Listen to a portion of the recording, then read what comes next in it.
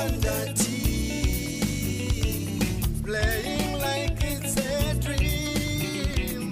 Flying Zimbabwe's flag, oh yeah. Well, Alois must be a familiar tune. Go Warriors, go. When the Warriors first qualified for Tunisia, you were part of that squad. Yeah, it was exciting. 2004. We were excited, and this tune actually hyped us up. You know, it gives us that oomph, and whenever we hear that track, we got hungry. You know, whenever we heard that track, we got hungry. You know, especially now when it was now played on television with the highlights of the Dream Team and everything else. You know, it was just a pumping up jam. Marvelous tunes there. That's Go Warriors, Go. You are watching the Warriors Afcon build up, and our focus is on the Zimbabwe versus Malawi encounter slated for this evening. That's 1800 hours. Alois, we spoke previously in the build up to the Zimbabwe versus Senegal game, and the guys giving it their all, but unfortunately going down in injury time. Sadio Mane penalty.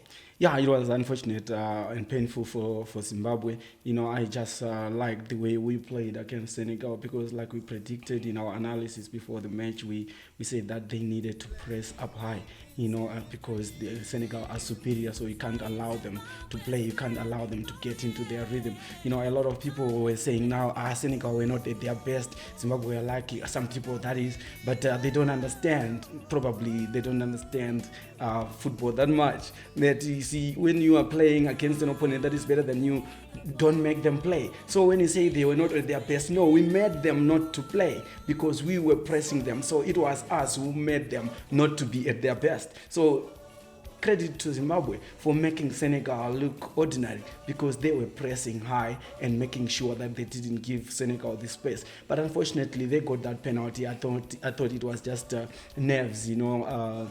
Calvin Matsonga, I think he was not composed enough. You know, he was anxious. You know, I think that was experience. Anxiety. Yeah, experience as well. Not just for Kelvin Matsonga. I think for the whole team. If you notice that just before 20 seconds before that penalty, we had a goal kick. You know, there was no way we were supposed to kick that goal kick upfield. No way. 20 seconds to go, we can't give that ball away. It's our goal kick. So for that, ball management, for that 20 seconds, we were supposed to keep the ball. We were praising the Warriors that they were comfortable in starting the ball from the back. You know, Teenage was coming into the box with Itakwara. They were playing from the keeper, from Mari. But then with seconds to go, they were afraid. They were scared to do it. But that was actually the best moment to do it, not to kick it. Pass it, go to the corner of someone, Chimwemwe or Onisimo Basera, support on the line, play it on the line, shield the ball, you've got the line, give your back to the field so that they can come. They were going to be desperate or anxious as well. They were going to come crowding on the ball. Most of the time they would commit a free kick if you start shielding the ball on the touchline. That's exactly those 20 seconds we were supposed to finish them with the ball. But then what did we do? The defense pushed forward. They waited for Mari to clip it forward. Instead of clipping the ball, probably he could have just hit it out of touch. You know, like rugby. Kick it out of touch. You don't have to kick it upfield. Kick it out of touch, because that way is the throw-in. We crowd the area where the throw-in is and make sure they don't get out of that space from the throw-in. But what do? We played it infield, and they got the ball. Straight away came to us. They took that shot. That was a penalty. That was 20 seconds from the goal kick to the penalty. That was less than like 15 seconds. We could have managed that, like you're saying, ball management. We failed to do that. It comes with experience, but it also comes with just the football intelligence that you have on the field. You need to have that. You know what? We've got a few minutes to go. Let's just keep the ball. Don't be scared. Don't be afraid, because you are playing at that level. This is Afcon. You're called to play for Zimbabwe at that level, so you're good enough. Why are you afraid to get the ball? Get the ball and play. Box the players. Some commendable performances. Many people talking about the composure shown by teenager Debe at the back. Some also talking about the calmness of Kundai Benyu.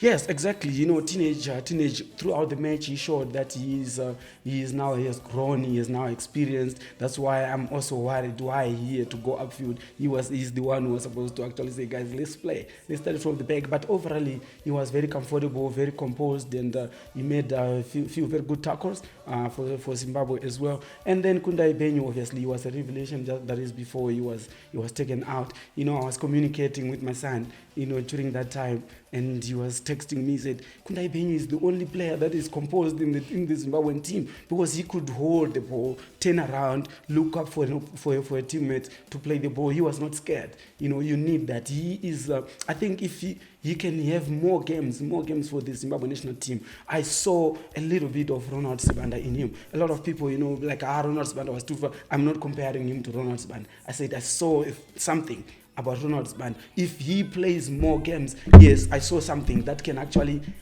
get him somewhere there, because he is very comfortable with the ball. He can even pass, and he is tall. You know, he resembled Ronald's band, and I hope that, you know, you will get more game time for Zimbabwe, and certainly we can actually have a playmaker. That's one thing. That's one area we have been lacking. We've been lacking a playmaker in the Zimbabwe national team. Our play has been so rigid. You know, we need that, and Kundai Benyu, I think he can actually come out as a promising playmaker for Zimbabwe. There's been a bit of anxiety whether we'll be fit enough for today's game. Significance of having him fit and starting in today's encounter against Malawi. Yeah, I hope he does. I hope he's fit. But from what we hear, that he hasn't recovered well from that injury. Hopefully, you pass a late fitness test. I'm not sure we will get to hear about it, but hopefully he does. You know, because he brings the calming effect in the Zimbabwean midfield. You see, we have got Knowledge Msona, who is also injured, probably might not play as well. So we will be short of two. Battling a flu, but you might play. But testing negative for COVID. Yeah, that's the positive about it. So we hope that he will be fit enough to play. Both of them, you know, they are the ones that actually can control the midfield for us. With Knowledge Msona, he brings that fear factor as well to the Malawi team. They know about him very well. They know that he has been the trump card for Zimbabwe for some time now. So his presence alone, even for his Zimbabwean teammates as well, it brings confidence when he's around. He's the captain. He leads the team. So I think it's very crucial to have Knowledge Msona in the team. So if we have both of them against Malawi, who I believe are not at the level of Senegal when it comes to football, I think we can actually get something out of this match. And probably some of the players who had nerves could actually calm down now, because we're playing Malawi. You know, they're not pushovers. Let's be honest, they're not pushovers. They gave Guinea a good run for their money, but technically they are not as gifted as the Senegalese. Just looking at the approach, obviously against Senegal, it was a matter of just trying to contain the Lions of Taranga and then try and beat them and catch them on the break. This time around, what will be the approach heading into the encounter against Malawi?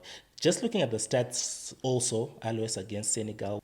Interestingly, similar scenario, Guinea 60 plus ball possession, Malawi 40 minus ball possession. What are your thoughts with regards to Norman Mapeza's possible approach in this encounter?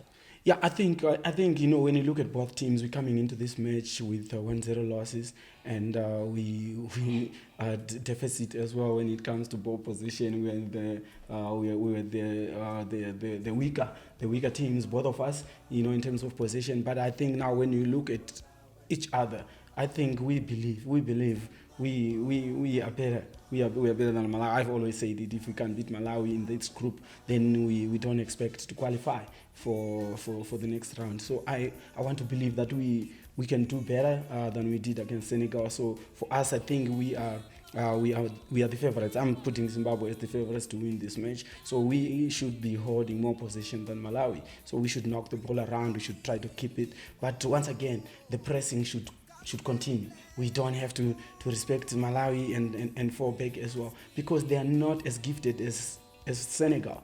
what happens is when we press them, they're bound to even make more mistakes than the Senegalese because they are not as comfortable as the Senegalese. So we can actually get more balls, we can actually get more possession from pressing them. You see, Malawi are not composed. They're not composed at all. Every time they get the ball, they want to rush quickly. They want to get it upfield quickly. So we can actually also catch them before they do it, before they clip it forward. We can still catch them and grab something. And we also need to create as many chances as possible. We didn't create as many chances against Senegal. That is actually a minus for Zimbabwe, let's be honest. We contained Senegal, yes, but we didn't have those moments when you say, we missed that one, we missed. We didn't have that adrenaline. There was no incidents where we were at the edge of the seats, at the edge of our seats, looking for a goal. I don't remember, causing anxious moments to Senegal. We played a composed game, yes, but we didn't create chances.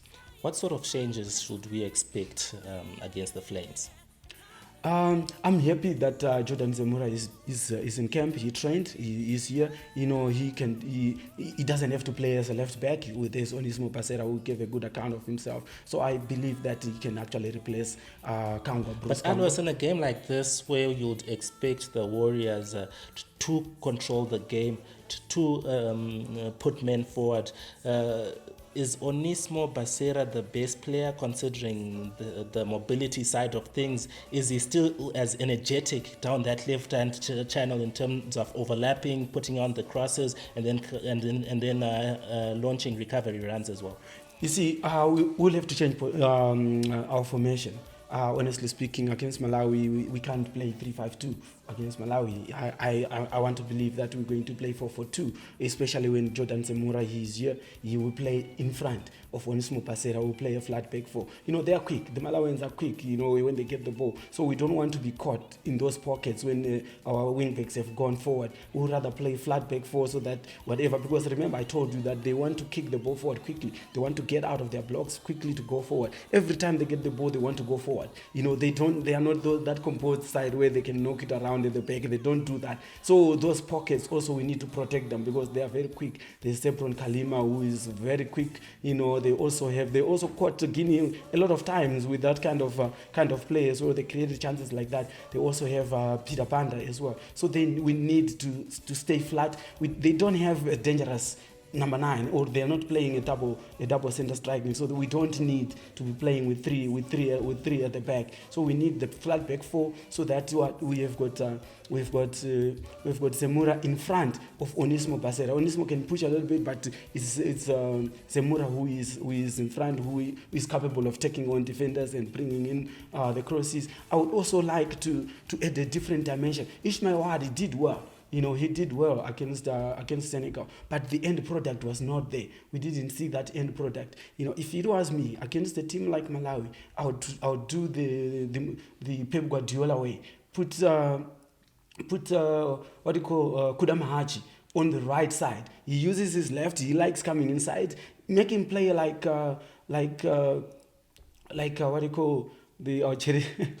Mahrez. Yeah, make him play like Mahrez. Play because he's quick. The Malawians are not that good. We need to play. You see, with Zemura with the cutting edge of Zemura that side, and with the cutting edge of Kudama on the other side. So meaning in your team, there's no space for Bruce Kangwa in your team. At the moment,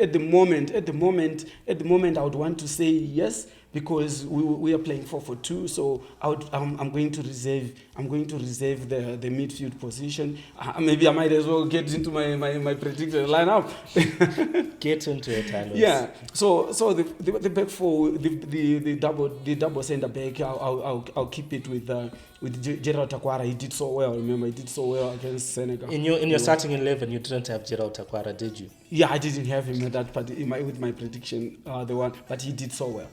So I will have him and Teenage Kadebe playing a double center back. The good thing about Gerald Takwara, a lot of people complain about two left-footed center backs. Then there you have it. We have got a right-footed one and a left-footed one. Then Onismo Basera on the left. We still have Chimwemwe on the right. I'm still having a question mark. I know he's going to play. This is a prediction, not my wish. Remember, the other time it was my wish. This is my predicted. You will play again. Is that an offensive query in terms of his contribution going going forward? Um, Or it's also defensive? I thought he's not very productive when we go forward. You know, he's wasteful. His crosses are not pinpoint. At one time he actually had a cutout. You know, we don't want to waste that when we go forward. We don't want. There was a time he also was hesitating to get into space. When sometimes we must just have the energy. If you see space, go. And he was hesitating. He was staying behind so that he can get the ball when he's very comfortable. He was not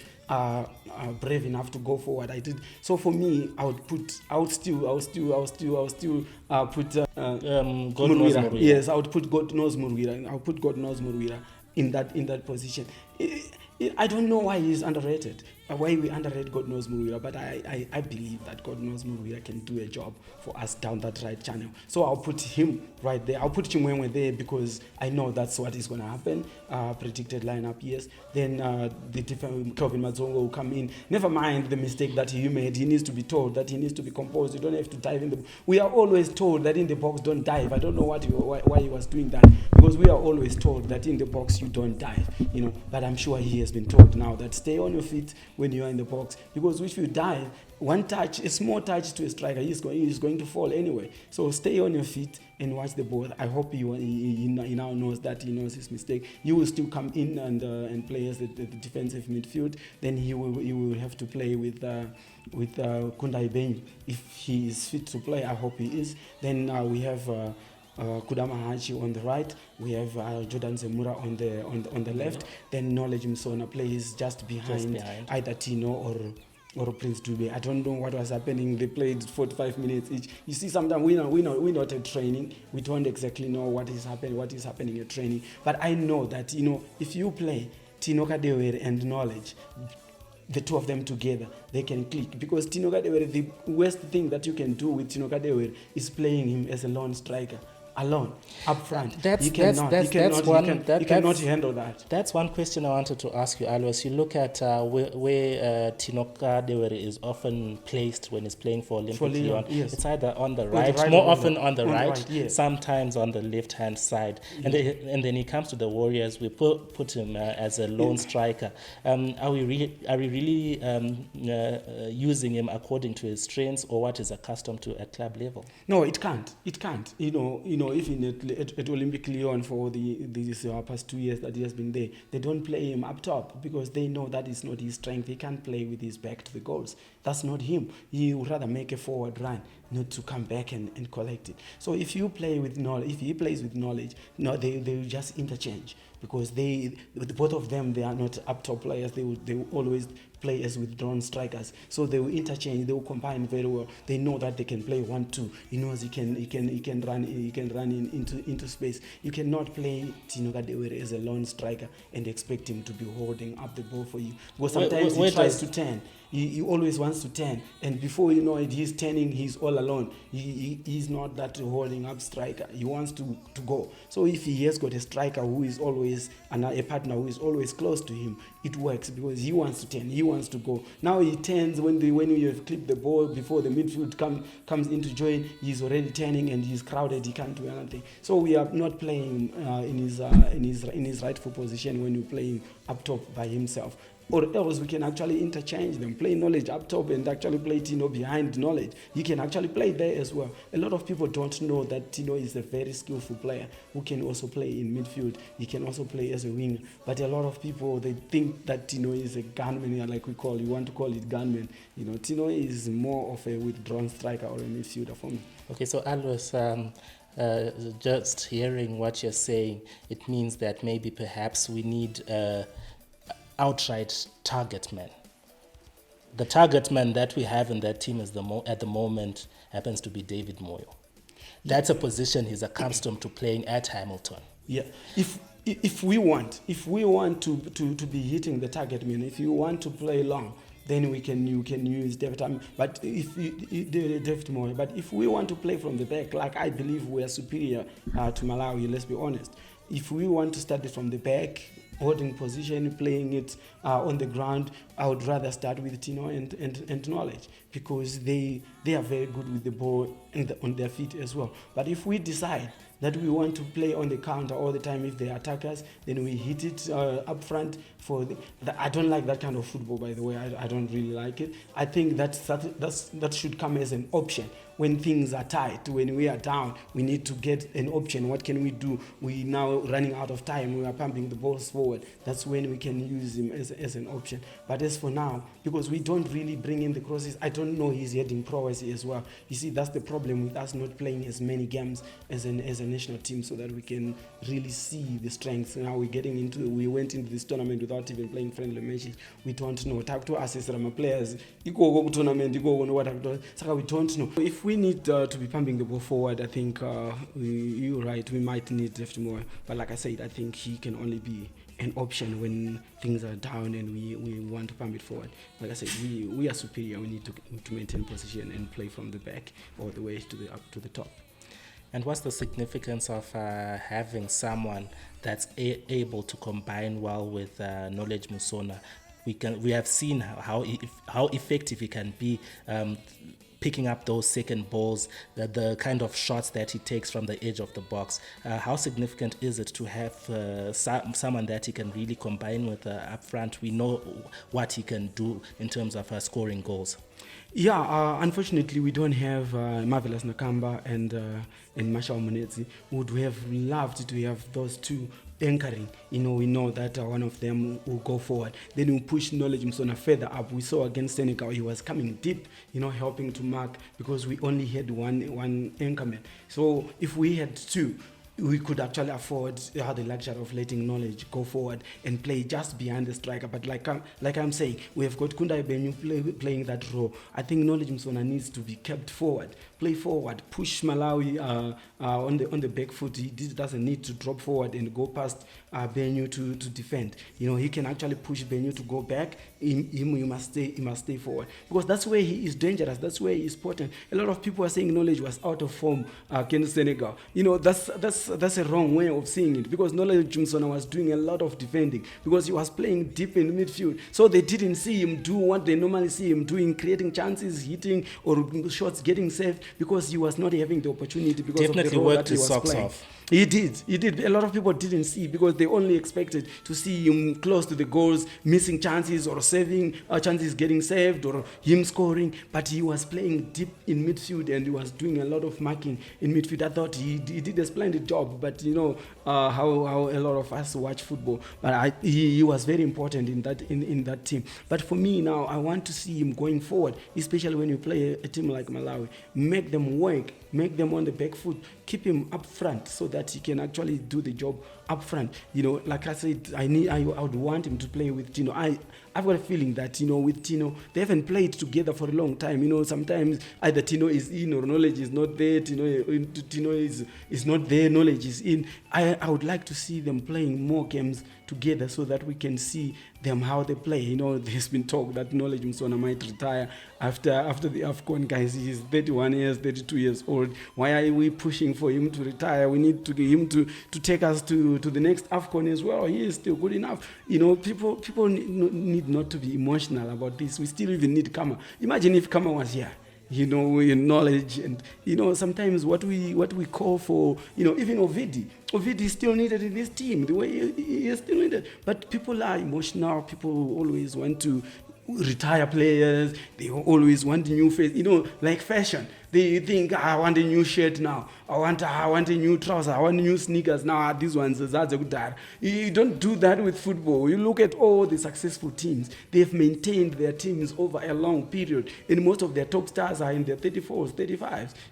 That's how teams are built. Youngsters are not given a chance to play by removing the good older players. You don't do that. Youngsters get a chance by proving that they're good enough. They're better than these ones that are playing now. You don't groom youngsters in the team. We groom youngsters when we bring them forward in friendly matches, bring one in, take one or two to the Afcon, come bring them onto the field, 5 minutes to go, building them up. You don't just say, remove this one, you want, this is Hembeka. Adzisi bhutsu dzekuti unongoti aiwa handichaidi ndakuda iyi.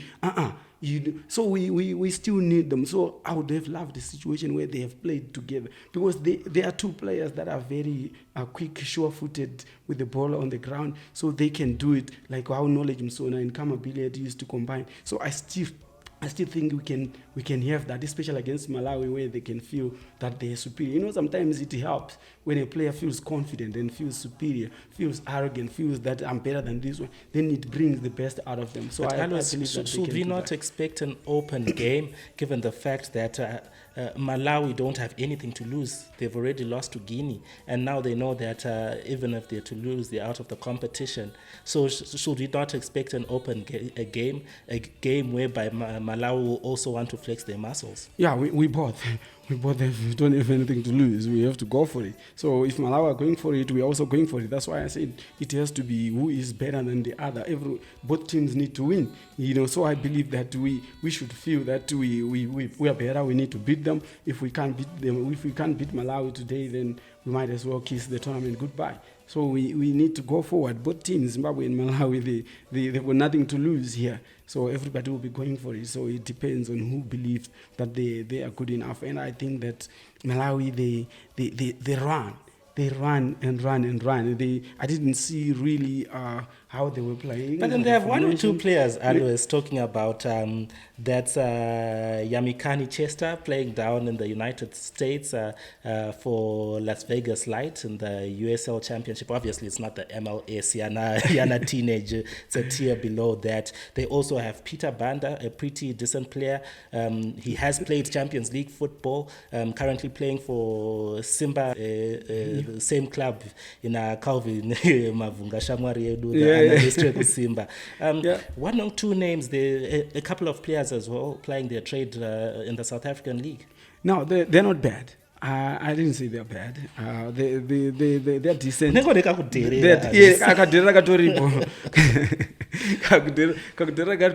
decent. They're decent, yes. They also have Zebron Kalima. He runs a lot, but he misses a lot of chances. He's not very composed.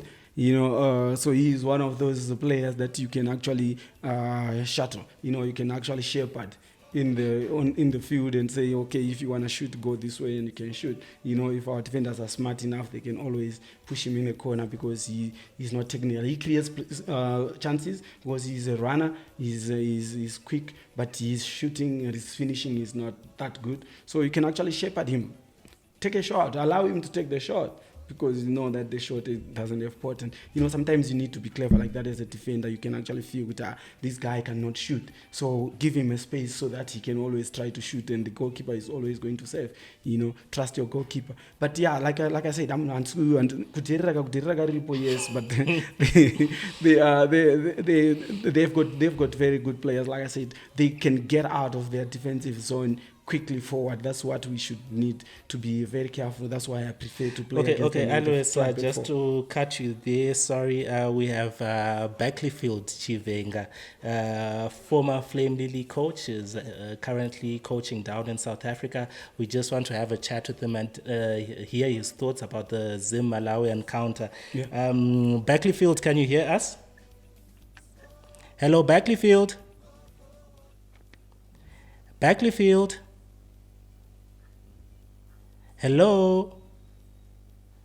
Well, unfortunately, it seems as though the connection is a bit bad there. We just wanted to hear his thoughts as one of those people that are really passionate about the Warriors, one of the people that were really praising the performance by the Warriors against Senegal.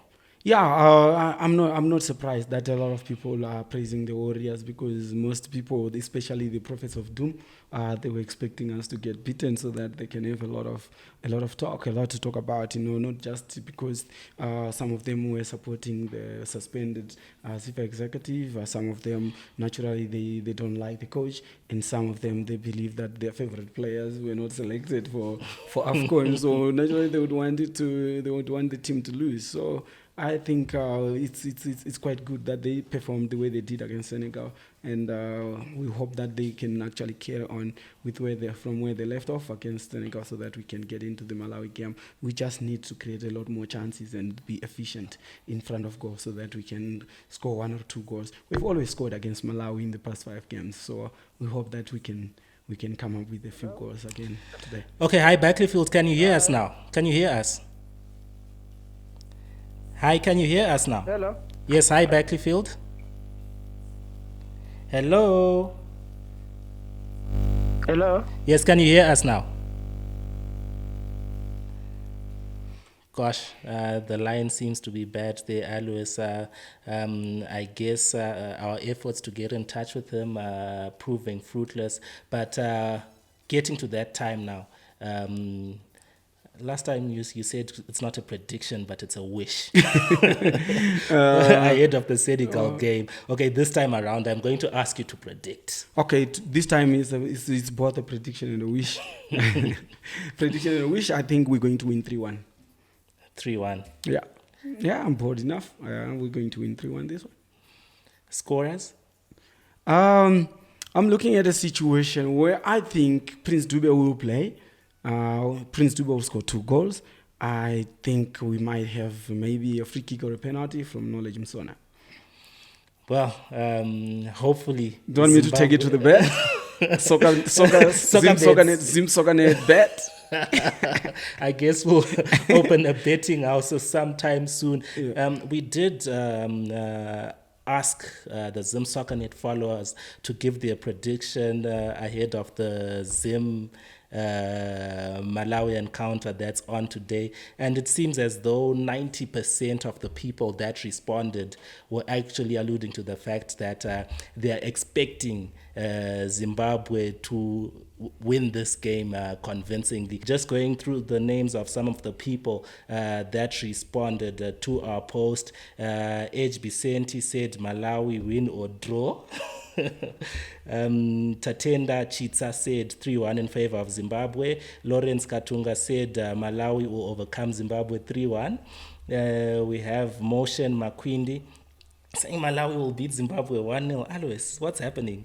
Alan Pofu saying Zim will win 2-1. Henley Mate saying Zim will win 2-1.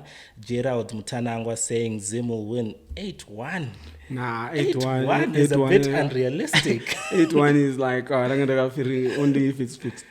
Only if the match is fixed, we can win 8-1, but I don't see us winning 8-1. But I'm not surprised that we have got other people that are actually saying that we are going to lose 3-1. I don't know from where they get that analysis from or the prediction from, but what I've learned in life is that I've heard about it. I don't know if it has been statistically proven, but I heard that 30% of people are against anything. 30% of people are negative about anything. You say anything, if you say I'm going to town, you will find 30% saying no, you're not going to town, even if you know you're going to town. 30% of people will say you're not going to town. Do you blame Zimbabwean fans for being a bit negative about their team, given the history of the Warriors? I mean, this is our 5th appearance. Yeah. This is our 5th appearance. Previous 4 occasions, we didn't manage to go beyond the group stage. So do you blame the fans about being pessimistic about the Warriors? Yeah, I do blame them, because you are supposed to be positive at all times if it's your country, patriotism, and even by just looking at the situation. Guys, let's be honest. When we went for the first time, who did we have in our group? Cameroon, Algeria, Egypt. And we won 1 game out of them. I thought that was good enough. That was our number one trip there. Then the second time, who did we have in our group? Senegal, Nigeria, and Ghana in the same group. 3 tough teams. 3 tough teams, right? Wait a minute. We went for the third time. Who did we have in our group? Morocco, Tunisia, and Senegal. Honestly, guys. We failed, yes. Algeria, rather. Yeah, yes, Algeria, Senegal, and Tunisia. So you look at the situation. We have always then in Egypt. In Egypt, at least it was better in Egypt we could have. We killed ourselves. We had the best opportunity to qualify for the second round there. We had beaten Congo. DRC in the qualifiers as well. Yes, we were playing DRC, who we had beaten in the qualifiers. There was also Uganda and us, and there was Egypt. Egypt was the top dog. We gave a good account of ourselves in the first game, and all of a sudden, meetings at 10 p.m. and 1 a.m. in the morning, fighting about money and everything, and we killed ourselves. Okay. So for me, if we are going to be skeptical and negative about Zimbabwe, we have to look back and say, how did we fare in those tournaments that we failed to qualify? I still think it is unfair to actually say, because Takatas. But this group, I think we haven't had it any easier. Are you not a bit scared, Alois? Remember in Egypt, we lost 1-0 to Egypt in the opener, where Zimbabwe had a very good game, similar to what has transpired, where we almost got a point against Senegal. Second game in Egypt, we're playing Uganda. We're very positive about beating Uganda. Yes. This time around, second game is Malawi. Yeah. Are you not a bit scared that history might not repeat itself?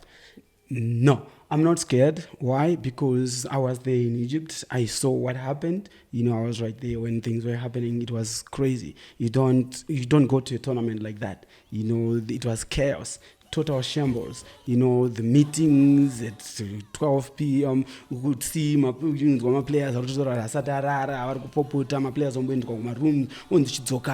that game against Uganda, it was a mess. All the way to the game against DRC, it was a mess in Egypt. So that's the difference now. There's stability. The stability in camp, the players are happy, and we are optimistic, everybody. And I believe that people are positive in camp. And like I said, the stability, this is a whole different scenario to the Egypt fiasco. So I think that we are in a better position right now. And to play against Malawi, I think, guys, we have been given a pass here.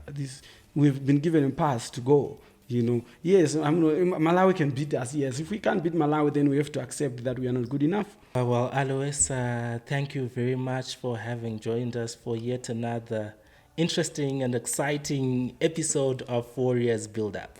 Thank you very much. I'm excited about the game against Malawi because Somalia, I think we're going to make it to the second round this time around. I watched the Guinea as well. We're gonna do the build up to the Guinea match as well, but I still believe that it's a team. Hopefully, we'll have 3 points in the bag. Yeah, then we can also go and grab the 3 points from Guinea as well. It's possible to actually top this group.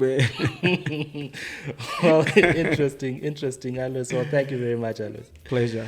Well, that does it for this edition of Warriors Build Up. From myself, Francis Nyamtsamba, our guest, Alois Bunjira, and the crew behind the scenes. Thank you for watching.